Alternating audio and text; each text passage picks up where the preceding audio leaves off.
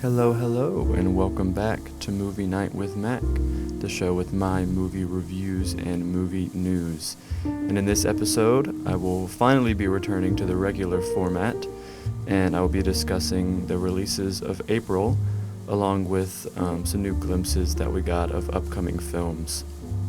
I'm going to be starting off this episode with my review of none other than a Minecraft movie. Now, before I talk about Minecraft, I just want to start off by saying that this will be my only review, and it's probably going to be a pretty lengthy one, and I'm probably going to sound like a snob and a buzzkill. I've accepted it.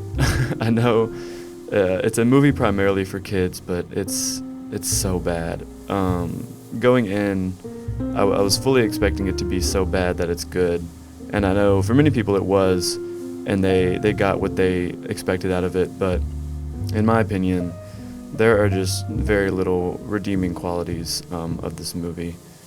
I guess I'll start with the humor, which I feel like is what brought everyone in, the memes. And I'm not excluded. I loved the memes. That's what gave me any amount of interest. But in the movie itself, in my experience in the theater, for almost all the jokes that weren't already on TikTok, the theater was crickets. No one was laughing. I had some hope when I realized that the movie was going to be pretty self-aware, like when they said in the trailer to turn your brain off. I was like, okay, they're at least they're fully embracing the goofiness, but they cross the line of self-aware and enter the territory of desperate and trying so hard for everything to become a meme, and it just feels so fabricated. But now let's talk about the performances, starting with the big guy, Jack Black as Steve. Definitely a high point of the film, fully committed to his absurdity. Really great physical comedy, some musical numbers. I had my doubts at first, but he's definitely one of the highlights of the cast. Jason Momoa is interesting because him as an actor in this movie is very similar to his character in the movie. The entire time he's kind of just in Jack Black's shadow. He's trying the physical comedy, he's trying the random lines and the funny deliveries, but you just can't do it better than Jack Black. Also, Jennifer Coolidge has some of the best line deliveries and comedic timing in the whole movie, but her 5 minutes of screen time is wasted on a bit that gets old in about 10 seconds. She goes on a date with a villager and he can't talk. That's about it. I think her entire storyline could have been scrapped, and she could have replaced one of the main 4 characters in the game, and the movie would have vastly improved, because her comedic talent is so wasted in this movie. And speaking of, lastly, I honestly really did not care for Danielle Brooks and Emma Myers or their characters, which is really a shame because I really liked Danielle Brooks in The Color Purple from a couple years ago. But this is just an unfortunate role to follow up with. I think the detriment for a lot of the bad performances is definitely the writing. I've already talked about how everything wants to be a meme, but apart from that, the conversations are so redundant and the editing is so choppy. So all the dialogue just feels so unnatural. And speaking of the writing, the story is completely pointless. There's meaningless emotional tension that at one point is just dropped in the middle of a completely separate scene and never brought up again. Also, what's the point of creating an entirely new antagonist and threat of the movie that has nothing to do with the game, when the game itself has 2 bosses that would have worked wonderfully as the antagonist? It makes no sense to me. But finally, I'll touch on the visuals of the movie, which I feel like are pretty divisive. I feel like there's definitely an argument to be made that the world of Minecraft is translated very well. I think the terrain and the mobs look really good on their own. But however, that is unfortunately completely dismantled at any point when there is a person on the screen. To put the real life humans in the Minecraft world, it is just the absolute worst, ugliest backlit green screen ever. There are so many instances of scenes looking like a high school group project to the point where I feel like the other set designs can't even be appreciated. I feel like I could keep going, but I think you get the idea. I did not care for a Minecraft movie. I don't know if this review was quite as long as I was expecting it to be, but I am going to rate a Minecraft movie 1 out of 5 stars. And now moving on to the news of April, starting with the trailer for Wes Anderson's newest film, The Phoenician Scheme, has released. Now listen, the parody of himself allegations are still strong and relevant as ever, but for me, I eat it up every time, and I'm very excited for this release. Just based off the trailer, it seems like he's incorporating lots of different elements from some of his older movies.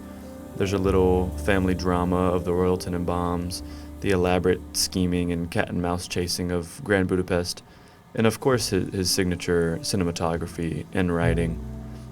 But there's also, a lot of new elements to admire here as well. We see some new additions to the Wes Anderson entourage, including Michael Cera, who I am the most excited to see. We get a couple glimpses at his character and his accent in the film through the trailer, which just seems really, really entertaining. The film also stars Mia Threppleton, I hope I'm saying that right, who I'm not familiar with, but just based off the trailer, I think she's going to be great in this movie. She has a really great screen presence, and she matches the Wes Anderson vibe perfectly. And I will say, the trailer showcases a lot of different aspects of the film. Lots of different characters, locations, lots of action, and I have a little fear that it's going to be a little too much. I think Wes Anderson already kind of struggles with having pretty dense films with lots of dialogue and scene changes all happening very fast. It tends to be a lot sometimes, and I'm worried this film will suffer the same fate. But other than that, I'm very excited to see what Wes Anderson has in store with The Phoenician Scheme in theaters May 30th. Next up, the newest MCU film Thunderbolts is releasing at the beginning of May, with a new teaser trailer releasing earlier this month. I think I fall into the majority when I say that I haven't really cared about what the MCU has been releasing for a while, but Thunderbolts has grabbed my attention.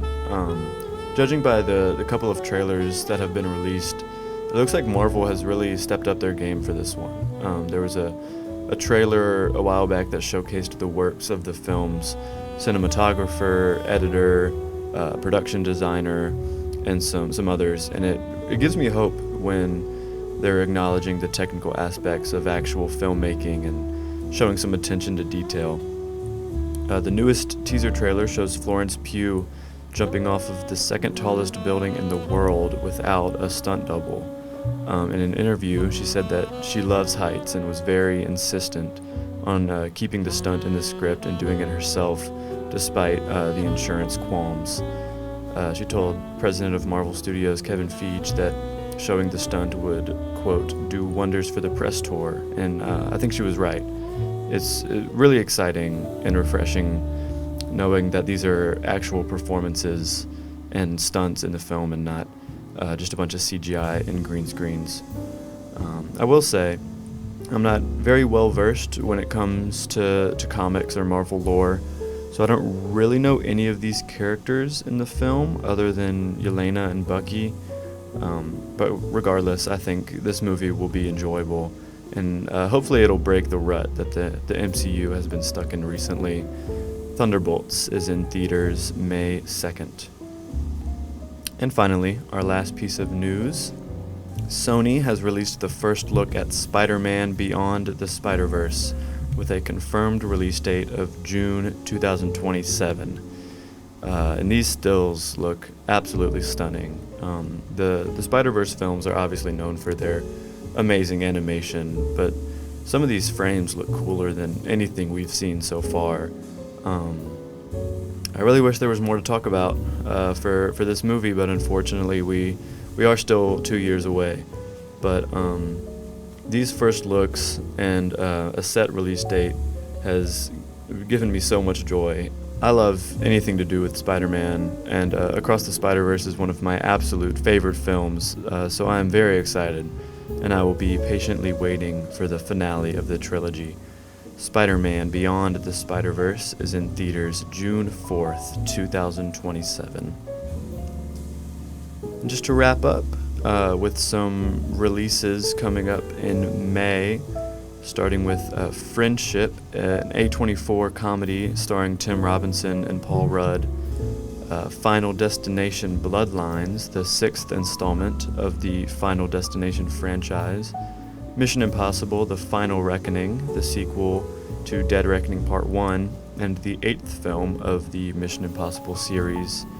And finally, Lilo and Stitch, the live-action remake of the Disney animated classic, along with many more.